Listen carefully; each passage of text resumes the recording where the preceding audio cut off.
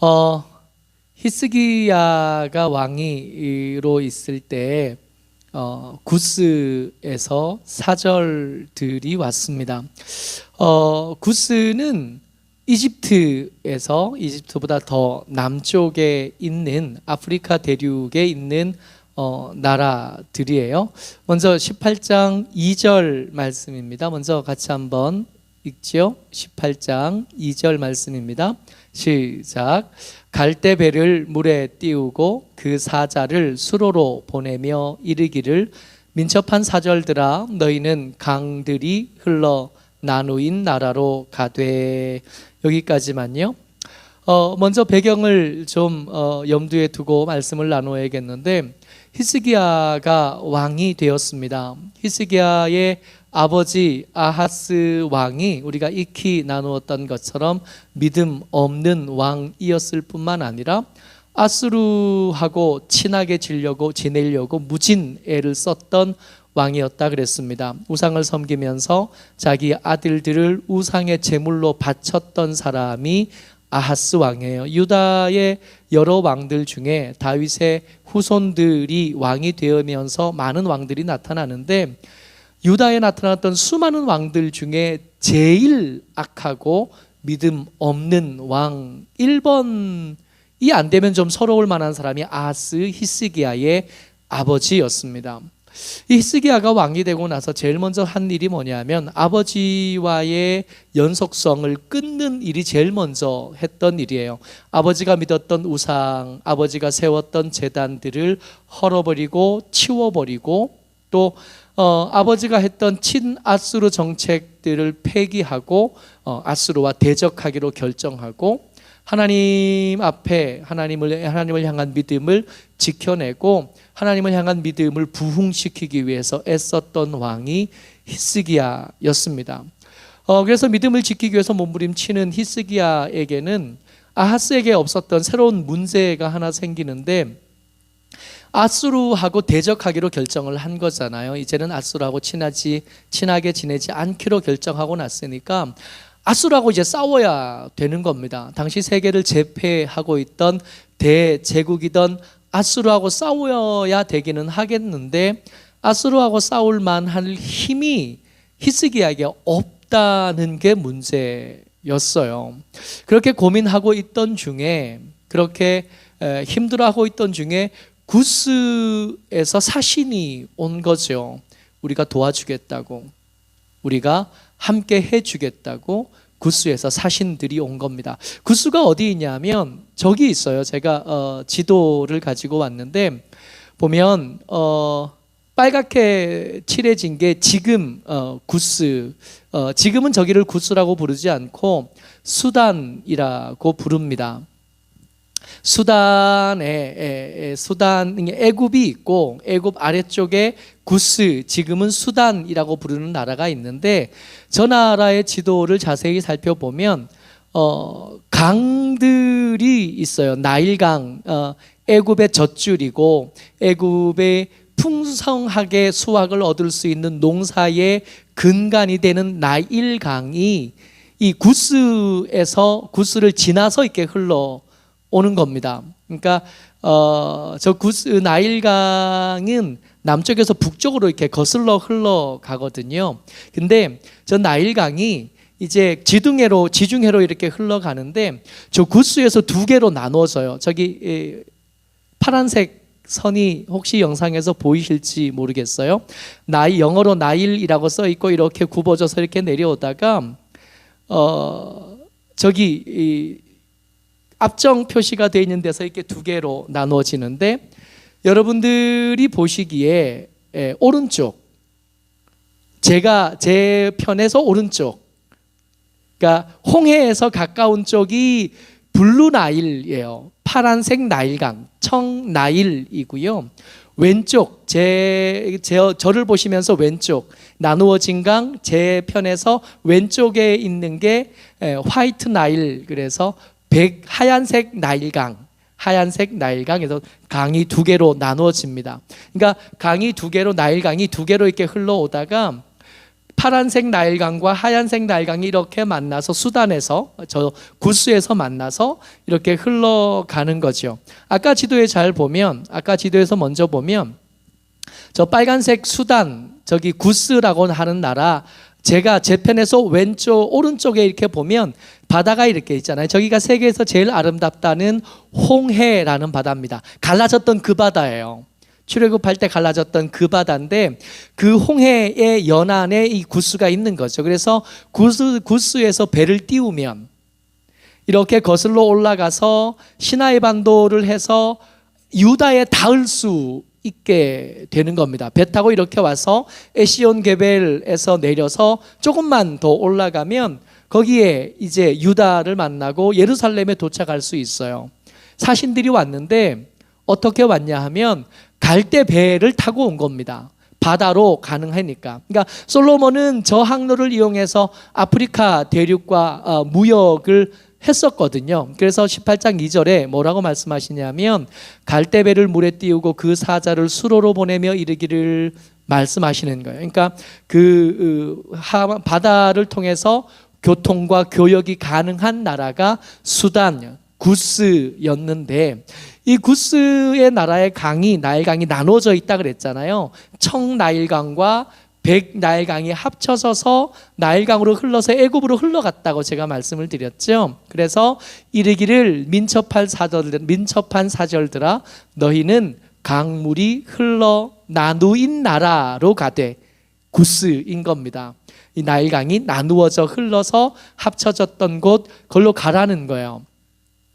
히스기야 때 구스에서 사절들이 왔습니다. 근데 그때 당시에 이 구스라는 나라의 백성들에 대한 고대 세계에서의 이 구스의 위상이 어땠냐 하면 18장 2절 그 뒤쪽 하반절 말씀이에요. 같이 읽어요. 시작. 장대하고 준수한 백성 곧 시초부터 두려움이 되며 강성하여 대적을 밟는 백성에게로 가라 하는도다. 아수르하고 대적하고 싸워야 되는, 근데 아수르의 군사력에 비해서 너무 부족한 힘을 가진 히스기야에게 숙제는 어떻게 하면 아수르를 이길 수 있을까인데, 마침 그렇게 고민할 때쯤 구스에서 사신이 온 겁니다. 손을 내밀어 준 거죠. 도와줄게 그랬는데 이 제안이 히스기야 입장에서 엄청 반가울 수밖에 없는 것이, 이 구스라는 민족은 어떤 사람이냐면 장대한 민족이라는 거예요. 준수한 백성, 시초부터 두려움이 되며 강성하여 대적을 밟는 백성, 싸우면 이기는 백성이요. 유전자가 뛰어나요. 더 크고 더 힘세고 더 잘생겼고 더 존경스러울 만큼 강성한 사람들이 모여 사는 곳이 구스였던 겁니다.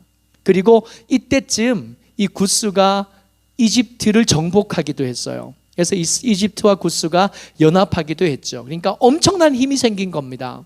그 엄청난 힘이 생긴 이 구스가 사신을 히스기야에게 보내서 우리가 도와줄게, 우리가 함께 해줄게. 그러니까 히스기야는 엄청 반가운 거죠. 우와, 하나님께서 내 기도를 응답하셨네. 하나님께서 내가 하나님을 향한 믿음을 회복하려고 백성들을 그렇게 회복시키고 제단을 헐어버리니까 하나님께서 내게 은혜를 베푸시고 하나님께서 내게 위로를 주시고 하나님께서 내게 힘을 보태주시는구나, 그렇게 여겨질 만도 한데 히스기야가 정말 감사한데, 근데 이게 하나님께서 이 백성들을 향하여 뭐라고, 이 사절들에 대해서 뭐라고 말하라 그러시냐면 돌아가라는 거예요. 민첩한 사실들아 배 타고 돌아가래요. 어디로 돌아가요?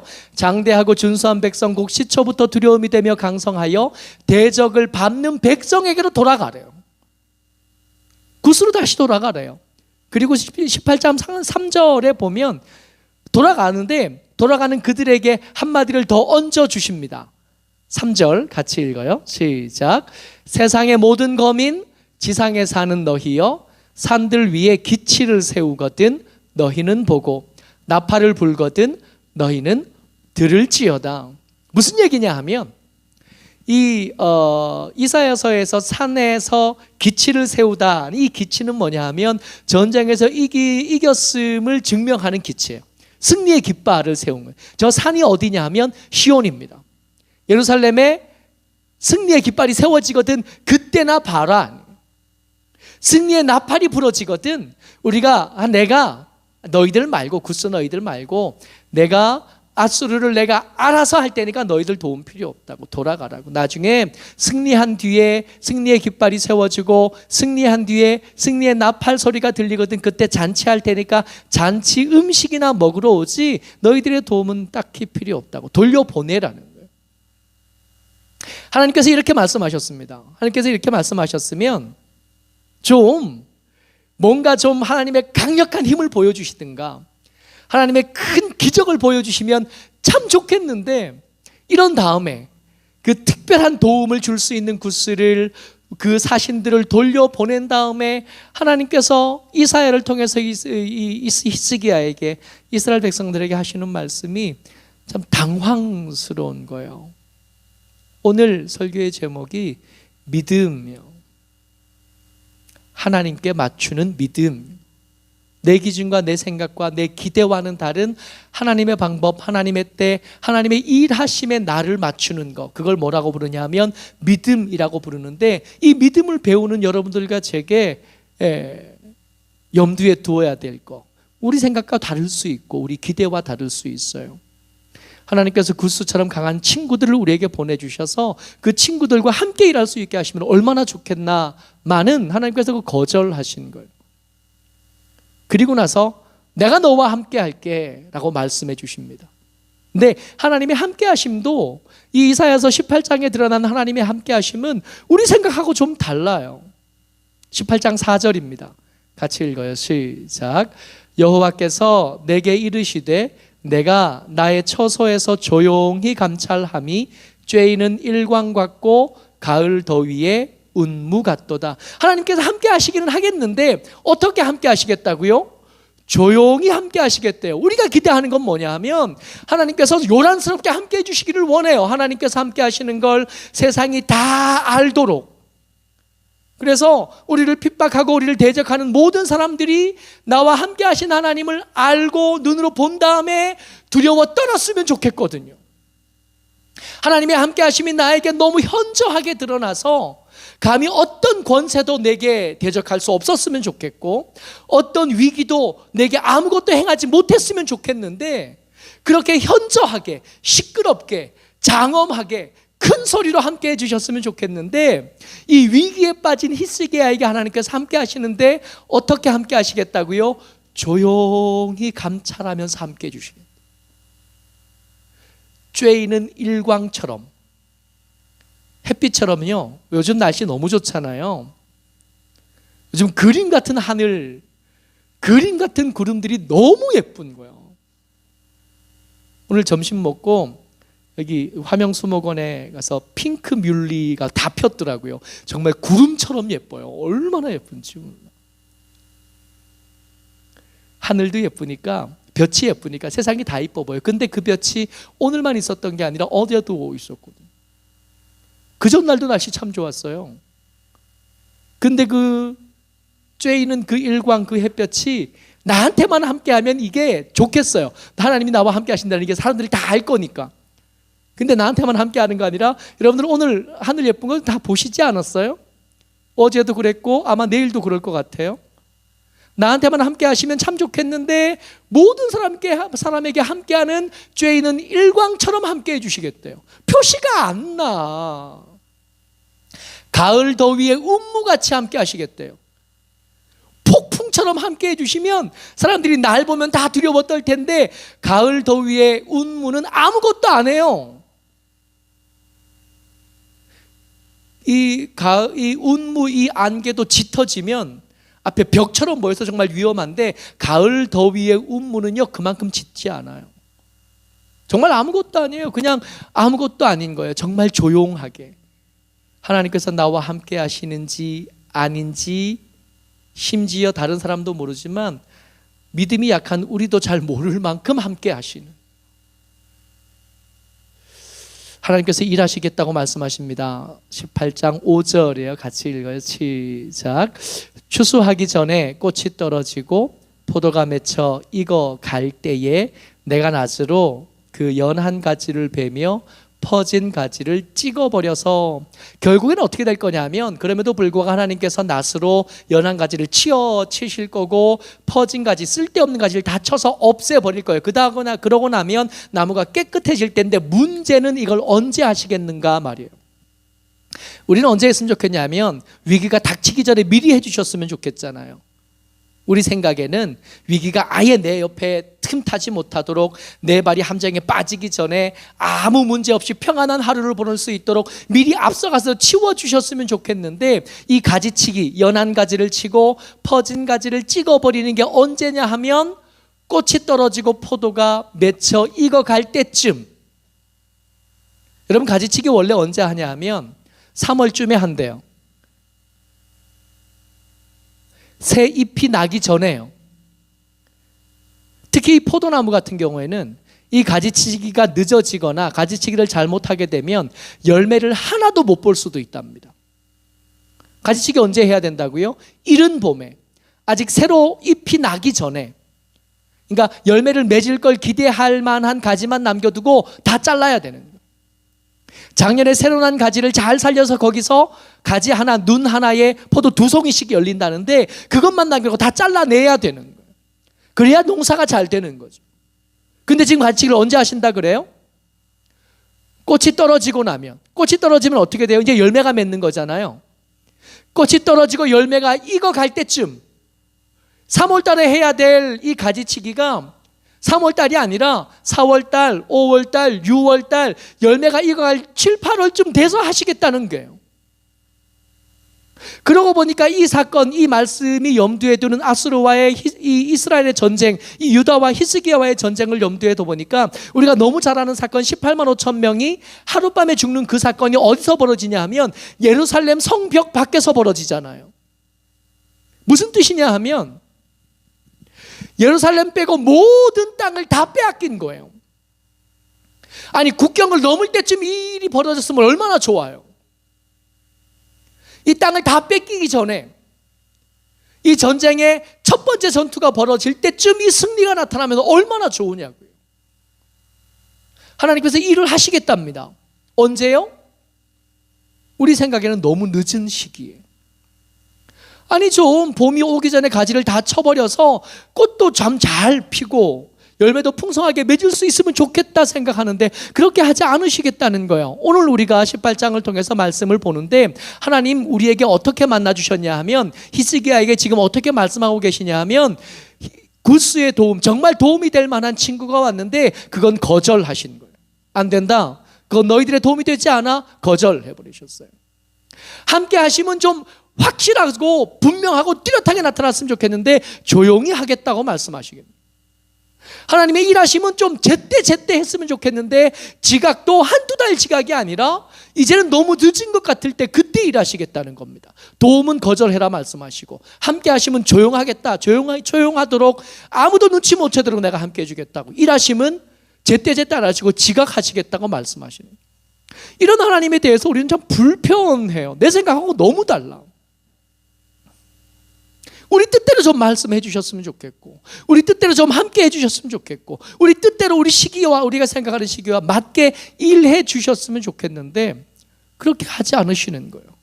그러고 보니까 이런 일들이 히스기야 때만 있었던 게 아니라, 가만히 생각해 보니까 성경 곳곳에 이런 일들이 있고, 심지어 우리 구원에 대해서 고린도전서에서는 뭐라고 말씀하시냐면, 고린도전서 1장 18절입니다. 같이 읽어요. 시작. 십자가의 도가 멸망하는 자들에게는 미련한 것이요 구원을 받는 우리에게는 하나님의 능력이라. 심지어는 우리를 구원하시는 십자가의 도에서, 우리 도에 대해서 우리는 어떻게 느낀다고요? 멸망하는 자들에게, 이건 우리에게 미련하게 느껴지는 거예요. 여러분들과 저를 구원하시기 위해서 하나님 뭐 하셨냐 하면, 당신 스스로 육신을 입고 세상에 태어나셨다가 십자가에 못 박혀 돌아가시는 게 우리를 구원하시기 위한 하나님의 방법이셨어요. 이게 말이 안 돼요. 이게 앞뒤가 안 맞아. 어떻게 그게 가능하냐고. 하나님이신데 어떻게 우리처럼 사람이 될 수 있고 육신을 입으실 수 있고 어떻게 우리를 대신해서 죽으시겠다 생각할 수 있겠냐고. 이것처럼 미련한 일이 어디 있어. 이 고린도전서 1장에서 하나님의 구원의 방법, 이 미련한 방법들에 대한 결론으로 하나님 뭐라고 말씀하시냐면 1장 25절에 여러분 잘 염두에 두고 이 말씀을 기억할 수 있게 되시기를 바랍니다. 같이 읽어요. 시작. 하나님의 어리석음이 사람보다 지혜롭고 하나님의 약하심이 사람보다 강하니라. 할렐루야. 어쩌록 저와 여러분들, 우리 생각하고 하나님의 인도하심이 다를 때가 때때로 있습니다. 우리가 기대하는 것과 하나님의 일하심이 다를 때가 있고, 우리가 생각하는 때와 하나님의 일하시는 때가 다를 때가 때때로 굉장히 자주 있어요. 그때 어떻게 하면 좋을까요? 우리 생각에는 구스와 손잡고 같이 싸울 수 있으면 좋겠고, 하나님의 함께 하심이 현저하게 나타났으면 좋겠고, 하나님의 일하시는 때가 우리 생각하는 가장 적절한 때에 나타났으면 좋겠는데, 이런 내 지혜롭고 내 현명한 생각들이 하나님의 어리석음보다 더 어리석을 수밖에 없는 것을 인정하는, 그럼 믿음이 뭐죠? 믿음? 내 지혜를 내려놓고 하나님의 어리석음을 받아들이는 것, 이게 믿음이에요. 내가 생각하는 가장 적당한 때에 대한 생각들을 버려두고 하나님이 말씀하시는 때 꽃이 떨어지고 열매가 익어가는 그때를 받아들이는 거, 이게 믿음. 하나님을 나에게 맞추는 게 아니라 나를 하나님에게 맞추는 법을 이렇게 배워가고 훈련하는 게 믿음. 내가 주인이 아니라 하나님이 주인이신 것을 인정해 드리는 것, 이것을 배워가는 과정이 믿음을 얻어가는 과정이고 믿음이 성장하는 과정이 되는 줄 믿습니다. 여러분, 하나님은 우리하고 다르셔요. 근데 확실한 것은 하나님이 우리보다 더 지혜로우시고 하나님이 우리보다 더 강하셔서 하나님의 뜻대로 가는 것이 우리가 선택하는 것보다 훨씬 더 좋은 것, 훨씬 더 아름다운 결과를 만들어낸다는 것을 믿는 저와 여러분 되시기를 주의 이름으로 축복합니다. 이렇게 이런 과정을 거치면서 믿음이 자라가고 믿음이 하나님 앞에 더 합당하여져 가는 우리 모두가 되시기를 주의 이름으로 축복합니다. 아멘.